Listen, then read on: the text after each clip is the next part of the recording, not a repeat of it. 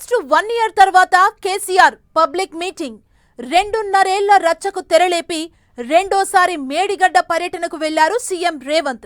కేసీఆర్ సభకు కౌంటర్ గా కాటారంలో రేవంత్ మీటింగ్ పెట్టారు. సెకండ్ ఫేజ్ రైతు భరోసా నిధులు విడుదల చేసిన రేవంత్ ప్రతిపక్ష బీఆర్ఎస్ ను టార్గెట్ చేశారు. ఇటు కేసీఆర్ అటు రేవంత్ ఒకే రోజు పోటాపోటీ సభలతో తగ్గేదేలే అంటూ బల నిరూపణ చేశారు. కాళేశ్వరం సెంట్రిక్ గా రేవంత్ దుమ్మెత్తిపోస్తే 2.5 ఏళ్ల కాంగ్రెస్ పాలనపై కేసీఆర్ తనదైన శైలిలో విమర్శల దాడి చేశారు. కేసీఆర్ సభ సక్సెస్ అయినట్లేనా? రేవంత్ ఎత్తుగడ వర్కౌట్ అయిందా?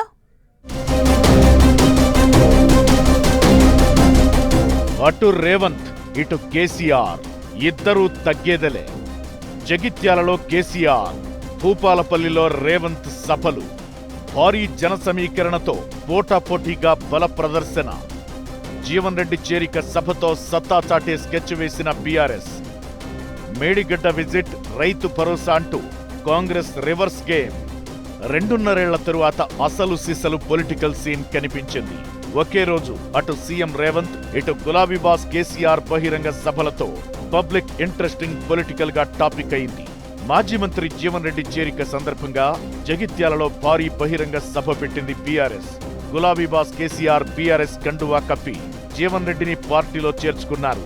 ఆల్మోస్ట్ ఏడాది తరువాత, అంటే గతేడాది ఏప్రిల్ 27న వరంగల్లో జరిగిన బీఆర్ఎస్ ప్లేనరీ తరువాత KCR first time public meeting ను అడ్రస్ చేశారు.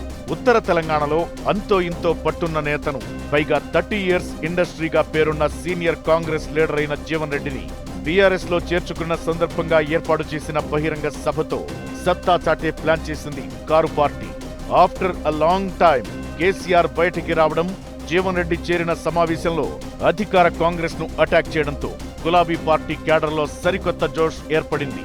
అధికారం కోల్పోయి 2.5 ఏళ్లవుతుండగా పార్టీ మళ్లీ పవర్లోకి వస్తుందో రాదోనన్న డైలమాలో ఉన్న బీఆర్ఎస్ కార్యకర్తల్లో కేసీఆర్ బహిరంగ సభ, ఆయన స్పీచ్ ఉత్సాహాన్ని నింపిందన్న టాక్ బయలుదేరింది. ఈ ప్రభుత్వానికి కావలసినంత టైం ఇచ్చాం, ఇక యుద్ధమే అన్నట్లుగా గులాబీ బాస్ కేసీఆర్ వాయిస్ లో బేస్ కనిపించింది. పైగా ఎన్నాళ్ళలో వేచిన ఉదయం రానే వచ్చిందన్నట్లుగా కేసీఆర్ స్పీచ్ ను విని గులాబీ పార్టీ కార్యకర్తలే కాదు, సాధారణ జనం కూడా ఫిదా అయ్యారన్న చర్చ జరుగుతోంది.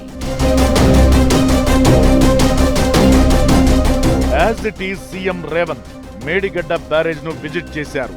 భూపాలపల్లి జిల్లా కాటారం బహిరంగ సభలో రైతు భరోసా 2వ విడత నిధులను రిలీజ్ చేశారు. మీటింగ్ కు పెద్ద ఎత్తున మహిళలను తరలించిన కాంగ్రెస్ నాయకులు ఓ రేంజ్ లో బీఆర్ఎస్ పై అటాక్ చేశారు. సీఎం రేవంత్ అయితే అటు కాళేశ్వరం సెంట్రిక్ గానే తన ప్రసంగాన్ని నడిపించారు. అయితే జీవన్ రెడ్డి చేరిక సభతో ప్రజల్లో బీఆర్ఎస్ క్యాడర్లో చర్చకు తెరలేపి పబ్లిక్ మూడ్ ను తమ వైపు తిప్పుకునేందుకు బీఆర్ఎస్ స్ట్రాటజీ ప్లే చేస్తే ఆదిలోనే వారి ప్రయత్నాలకు చెక్ పెట్టే ప్రయత్నం చేశారు సీఎం రేవంత్. ఆల్రెడీ సిద్దిపేట జిల్లా నర్మెట్టలో రైతు భరోసా నిధులు రిలీజ్ చేశాక ఇప్పుడు సెకండ్ ఫేజ్ రైతు భరోసా అంటూ సభ పెట్టారు. 1,00,000 కోట్ల కుంభకోణం, కాళేశ్వరం కమిషన్ విచారణ, సిబిఐ ఎంక్వైరీ అంటూ 2.5 ఏళ్లుగా పెద్ద రచ్చకే తెరలేపి బీఆర్ఎస్ కు చేయాల్సినంత డ్యామేజ్ చేశారు సీఎం రేవంత్. తాము పొందాల్సిన దానికంటే ఎక్కువే మైలేజ్ పొంది ఇప్పుడు ఆల్ ఆఫ్ సడన్ గా మేడిగడ్డ బ్యారేజీకి రిపేర్లు, కమిటీ అంటూ హడావిడి చేస్తున్నారు.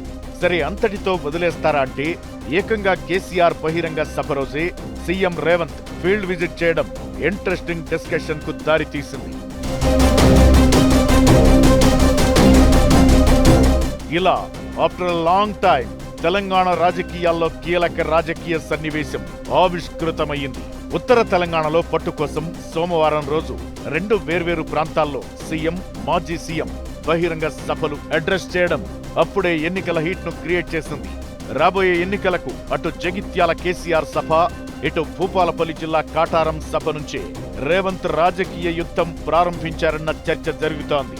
2.5 ఏళ్ల తమ పాలనపై ప్రజలు హ్యాపీగా ఉన్నారని చెప్పుకునే ప్రయత్నం చేసింది కాంగ్రెస్. ఈ ప్రభుత్వం వచ్చాక పేదలకు ఒరిగిందేమీ లేదు, ప్రజలకేమేలు జరగలేదంటూ గళమెత్తింది బీఆర్ఎస్. పోటాపోటీ సభలు, పబ్లిక్ మీటింగ్స్ వేదికగా చేసుకున్న విమర్శల దాడితో తెలంగాణ పొలిటికల్ స్క్రీన్ అయితే హీటెక్కింది.